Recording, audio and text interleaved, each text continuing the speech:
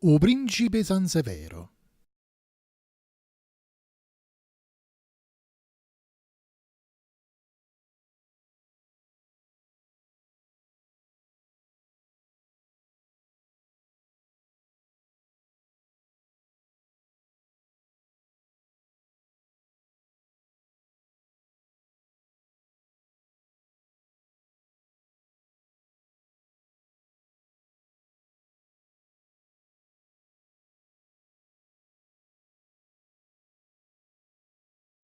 Miez piazza San Domenico Maggiore non ci sta sulla chiesa del Signore, ma pure uosama e misteri di palazzo a do sono successe cose pazze.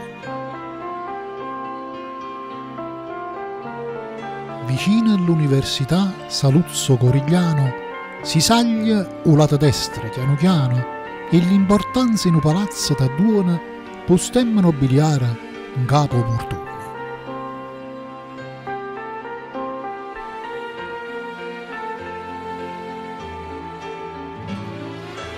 E dindovi a fianco sta la cappella a dove pare facesse cose brutte e belle. E sto signore se ne dice una cosa strana e pare che facesse miracoli che in mano.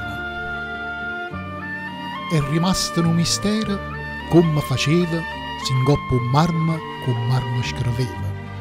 Era un mago e faceva cose strane assai che ancora oggi nessuno si spiega mai.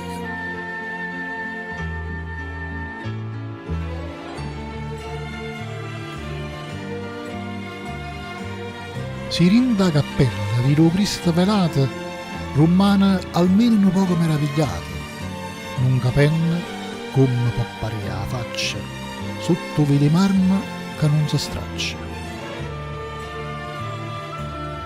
Pare pure che avesse acceso qualche cardinale, per rivestire questa pelle, segge e schienale, stoffi, misture e stucchi di gran qualità, faceva esso stesso, senza mai si fermare. De pitture e sculture in da cappella non trova opera d'arte che è più bella. Eppure qua, a mise in mano Sansevero, inventannasi sostanze che erano un mistero.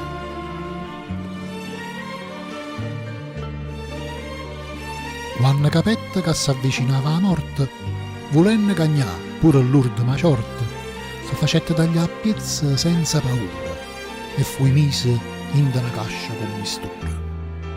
Troppo tempo stabilito, essa aveva resuscità e azzeccarsi i piezze per tornare a campare, ma la famiglia, trovando questo forziere, la rapette senza accortenza e senza maniera.